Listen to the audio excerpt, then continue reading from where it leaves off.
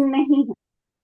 सिर्फ आपको पता होना चाहिए कि प्रोसेस में क्या हो रहा है, पर आपसे पूछा क्या जाएगा, प्रिंसिपल बेस्ड क्वेश्चन या एग्जाम्पल बेस्ड क्वेश्चन। तो एग्जाम्पल में जो भी, जहां पर भी वो प्योरिफिकेशन की प्रोसेस यूज हो रही है, वो आपको याद रखना है, और क्या प्रिंसिपल है, किस कॉन्सेप्ट पे वो बेस्ड है।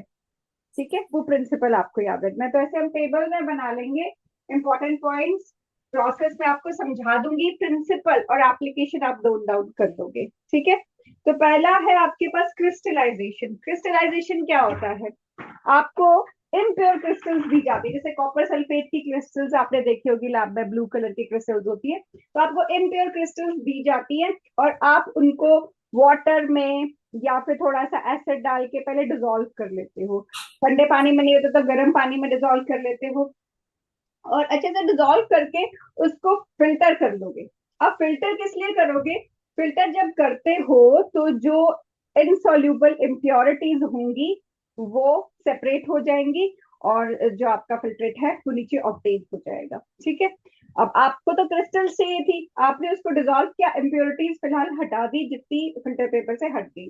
फिर आप उसको चाइना डिश में पोर करके उसको बर्नर पे चाइना डिश में पुट करते हो, और हीट करना स्टार्ट करते हो, और एक ग्लास रॉड लेके थोड़ी थोड़ी देर में डिप करके चेक करते हो कि क्या उसका पॉइंट ऑफ क्रिस्टलाइजेशन अचीव हो गया है या नहीं। कब पता चलता है पॉइंट ऑफ क्रिस्टलाइजेशन अचीव हो गया, जब आप डिप करो और आपके हाथ में थोड़ा सा पाउडर सा फील आपको होने लगे, तो वो होता है कि अच्छा अब ये क्रिस्टल्स बन जाएंगे, अगर ये ठंडा किया तो क्रिस्टल्स बन जाएंगे। तो ये प्रोसेस है क्रिस्टलाइजेशन की। तो जब आप हीट कर रहे हो तो जो वॉलेटाइल इम्प्योरिटीज है वो उड़ जाएंगी।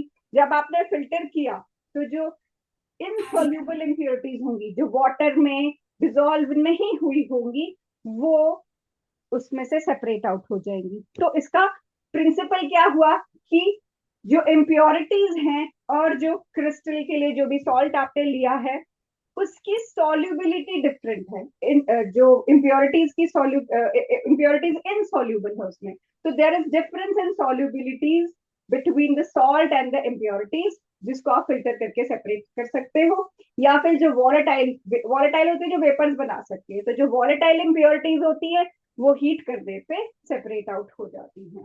तो आप इसमें लिख सकते हो क्या डिफरेंस है, डिफरेंस है सॉल्युबिलिटी में। तो प्रिंसिपल है differential solubilities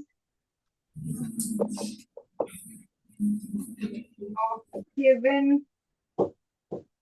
organic compound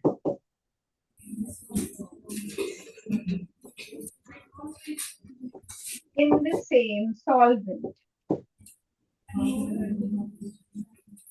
in the same solvent। ठीक है,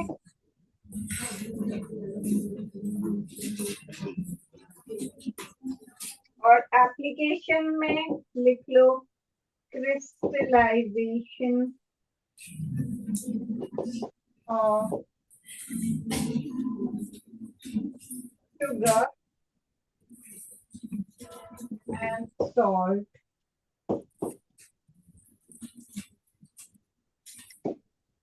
by using hot ethanol। Around 350 kelvin पे आप इथेनॉल में सॉल्ट और शुगर को सेपरेट कर सकते हो। आपके पास शुगर डिजोल्व हो जाती है और सॉल्ट डिजोल्व नहीं होता है। ठीक है, sugar dissolve but salt does not dissolve. तो ये डिफरेंट सॉल्युबिलिटी है इनके, एक पर्टिकुलर टेम्परेचर में एक पर्टिकुलर सॉल्वेंट पे। ठीक है, नेक्स्ट मेथड है आपके पास सब्लिमेशन। सब्लिमेशन क्या प्रोसेस है, जिसमें आप सॉलिड से डायरेक्ट उसको गैस में चेंज करते हो या वेपर्स में चेंज करते हो, बीच में लिक्विड स्टेट में वो नहीं आता है। तो एक कोई, जैसे आपके पास नैफ्थलीन बॉल्स है, कई बार क्या होता है नकली नैफ्थलीन बॉल्स पैक कर दिए होते हैं, वो जो सबलाइम ही नहीं होते हैं, ठीक है, या फिर थोड़े से सबलाइम होते हैं, फिर उसके बाद वो उतनी छोटी सी वो बॉल रहती है, वो वैसे ही रहती है। तो उसमें इम्प्योरिटीज होती हैं ताकि वो सस्ते, मतलब अपना वही एडल्ट्रेशन हो गई काइंड ऑफ वो, कि वो अपना पैसा कमा सके, तो उसमें कुछ इम्प्योरिटीज उसमें पुट कर देते हैं, ठीक है। तो मतलब वैसे नेफ्थलीन बॉल्स वॉलेटाइल हैं और उसी प्रॉपर्टी से हम उसको यूज करते हैं, लेकिन अगर नॉन वॉलेटाइल इम्प्योरिटीज उसमें हैं तो फिर वो डायरेक्टली गैस में चेंज नहीं होते हैं, ठीक है। तो यहाँ पर आप सिर्फ जो चीजें सबलाइम कर सकती हैं उनको सब्लिमेशन से, नॉन सब्लाइमेबल मटेरियल से। So when some solid substances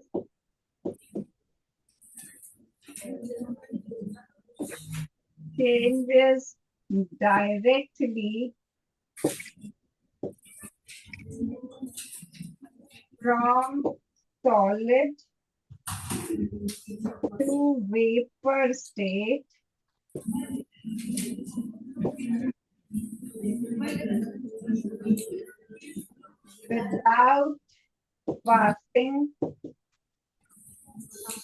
without passing to liquid state.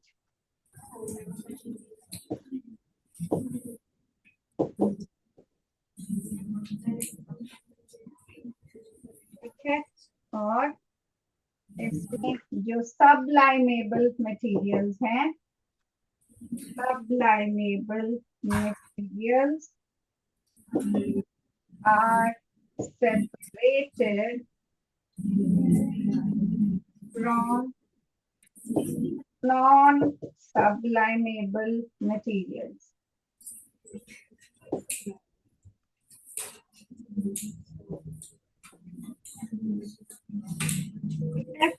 और एप्लीकेशन में आप इसके एग्जाम्पल्स लिख लो। आप लिख सकते हो आयोडीन फ्रॉम NaCl। आयोडीन इसमें सबलाइमेबल है, NaCl नहीं, ठीक है। और कैम्फर, कैम्फर भी सबलाइमेबल होता है।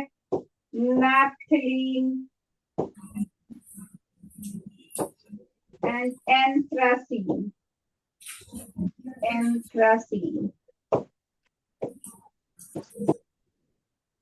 ये सब सबलाइमेबल हैं, लेकिन अगर आप इसको नॉन सबलाइमेबल मटेरियल के साथ पुट करोगे तो वो नहीं उड़ेगा, ये डायरेक्टली वेपर्स में चेंज हो जाएगा। Right it down.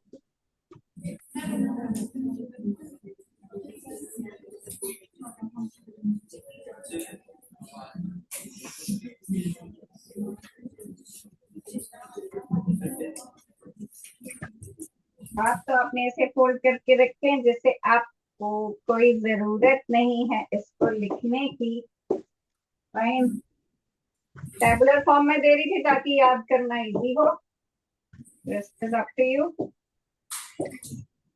अभी जेई का एग्जाम चल रहा है, उसमें प्रैक्टिकल ऑर्गेनिक केमिस्ट्री में से बहुत क्वेश्चंस आ रहे हैं हर शिफ्ट में। आपके जो परसेंटेज सेकेंड पार्ट में क्वालिटेटिव एनालिसिस में क्वेश्चन आ रहे हैं, बिकॉज इस पार्ट को हमेशा इग्नोर किया जाता था, इसलिए अब ये कॉम्पिटिटिव एग्जाम में हाईलाइट हो रहा है। डिस्टिलेशन एक प्रोसेस है जिसमें आप दो लिक्विड्स को सेपरेट करते हो जिनका बॉइलिंग पॉइंट कम से कम 20 केल्विन से डिफर करता हो, कम से कम, इससे ज्यादा भी हो सकता है, मतलब ज्यादा है तो आसान ही है, मगर दो liquids with different boiling points, आप में से एक लिक्विड को जल्दी ऑब्टेन कर सकते हो एज कंपेयर टू दूसरा। जैसे ये होती है राउंड बॉटम फ्लास्क, कैसे इसके अंदर दोनों लिक्विड्स हैं आपके पास। मान लो एक लिक्विड का बॉइलिंग पॉइंट 100 डिग्री सेल्सियस है और एक का 130 डिग्री सेल्सियस है, तो आपने थर्मोमीटर इसमें पुट किया, जैसे थर्मोमीटर में 100 डिग्री सेल्सियस टेम्परेचर अचीव हुआ, ये जो 100 डिग्री सेल्सियस वाला लिक्विड है ये सबलाइम होना शुरू करेगा, वेपर्स बनाना शुरू करेगा। इन वेपर्स को हम कलेक्ट करके कंडेंस कर लेते हैं, ऐसे ठंडा कर लेते हैं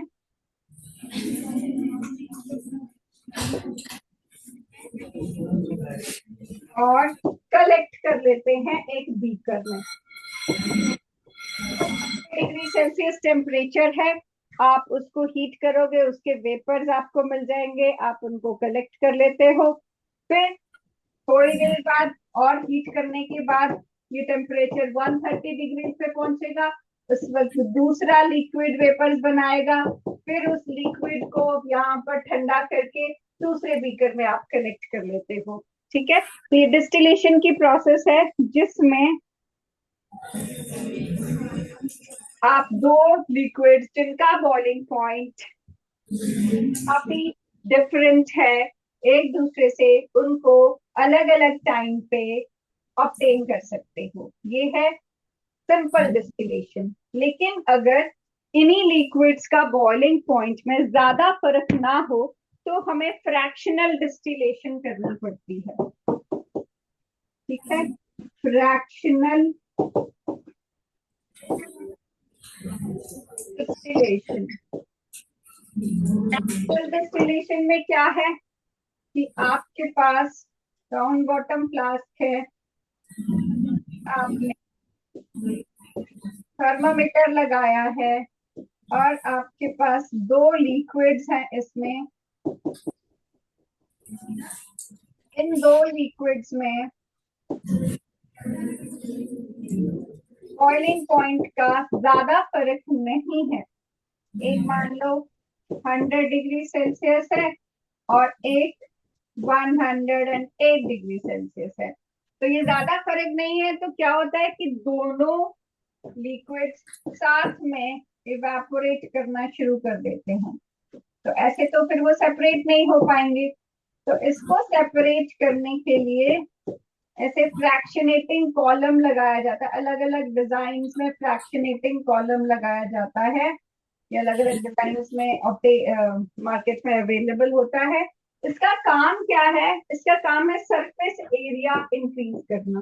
ठीक है, जैसे मतलब ऐसे हर्डल्स होते हैं इसमें। तो जैसे आपका एक लिक्विड जो है वो अगर इसका जिसका बॉइलिंग पॉइंट 100 डिग्री सेल्सियस, तो ये टेम्परेचर जब अटेन हो जाएगा तो ये लिक्विड यहाँ से जाने लगेगा। ठीक है, यहाँ से जाएगा, ऐसे जाएगा, ऐसे जाएगा, इवेपोरेट हो जाएगा और हम उसको ठंडा कर पाएंगे और ये ऑब्टेन हो जाएगा। इसी टाइम पे जो दूसरा